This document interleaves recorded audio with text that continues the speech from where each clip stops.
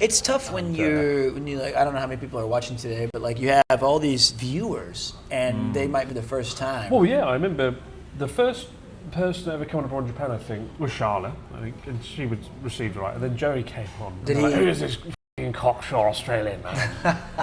Because he's like, oh yeah, f***ing yeah, right. Yeah, no, mate. And I think when someone you've never seen before, or you don't know, comes on the channel, it can be a bit jarring, you know? Yeah. Because you don't know who they are, and you've got... I think, did you have anything like that when you came on abroad in Japan?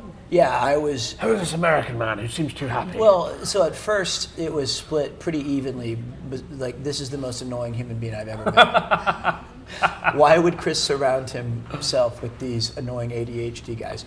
And then, but then... To be fair, the character you portrayed on the Hokkaido trip was like... He's a bit of a doofus. Goofy bell end. He just keep dropping and breaking things. Yes. That's fine. It is, but like, you know, it took time, and then eventually people kind of warm up to it. Oh, yeah. He became very popular. But it's always intimidating. But the first time, yeah, it's always like... If I don't know, if I went on like Tom Scott's channel, they'd be like, who's this fucking weird guy Tom's hanging out with? You know?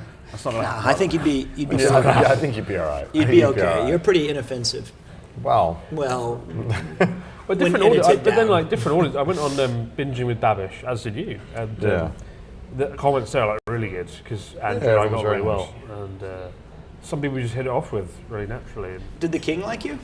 Did you hit it off with the king? Yeah, really a chap. You guys didn't have like lunch together? I met your brother at Leeds Castle a few years ago. He's a great guy. I want to scream. What would you do if you met King Charles? What would you say? Punch him in the face.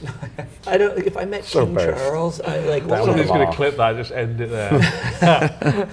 Just down with the end it there. Okay, wait. There's no reason for me to meet or interact with him, right? Like, what would I even possibly? I think it'd be quality banter. Would he even bother talking to me? Would he understand a word I say? To be fair, he was pretty conversationally good. Camilla, it was really awkward when I had to talk to her. I feel like... Do you watch YouTube? She was like, no. She doesn't watch YouTube? Has she seen your TikToks? You could just get all the minions to dance for you. Why would you need to make a TikTok feed for me now? I would like to see, okay, wait, if I could talk to King Charles, I would talk to him about like Wimbledon or something. Did you see Wimbledon? Because what is he going to talk about? He doesn't have any interest that I like. Does he like to drink? His fingers would say yes. So. The fingers. Yeah, I feel like his... Do you think Rob CD could eat one of those fingers whole?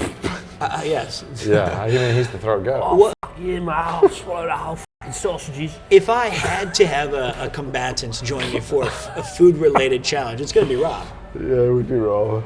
Second would be, if there's a beer involved, Connor, because he just will eat. And then third would be you. They're not going to let me back into Buckingham Palace, are they? Yes, they will. I was the one who said I'd punch him, not you. Good, yeah. You said only nice things about the king. You did take an Uber into the king. It's cheap though, isn't it? It's really annoying because my friend Pete Dawson, he's got like a Toyota Century, which is what they use to drive ambassadors around. And to rock up to Buckingham Palace in that would have been epic. But instead I got like a Toyota Prius in an Uber, and it was shit. Surprised they let it in. I know, right? Why didn't you just get dropped off like a block away, then walk up through the gates?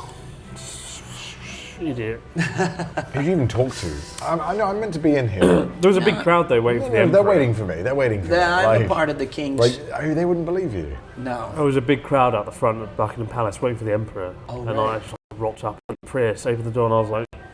and all the cameras went down. For a split second, all the cameras were like, and down. First of all, how did this Prius guy have the confidence to be like, yeah, I can take this guy into Buckingham Taxi Palace? drivers in London have weird stories, and they claim to be they're very know-it-all sort of individuals. Well, they have to pass the knowledge. No, not Uber drivers. Oh. I was like, Buckingham Palace, please. And he was like, all right, mate, I know a secret entrance, blah, blah, blah, blah, blah. The front and I was like, gate. just the front one will be fine today. We don't need to go down the secret tunnel of Buckingham Palace. So, and then he went up to the door and was like, no qualms about going in. Yeah. I'd be like, mate, I don't know how to go into Buckingham Palace. Ram the f***ing gate down. I'm not going to be a part of this plot. Let me out of this car. You can't use plot in King Charles. Those are treasonous words. Well, that's what I meant. If a guy asked me to take him to Buckingham Palace, I'd be like, I'm good, man. Well, there was like people with machine guns out front. Well, yeah. You know exactly going to like speed through the fucking gate and you might get fast. Drift your way through to the fucking banquet hall. Well, if you're not, you could do that. You could do a run, see how far you get. How far can you get into Buckingham Palace?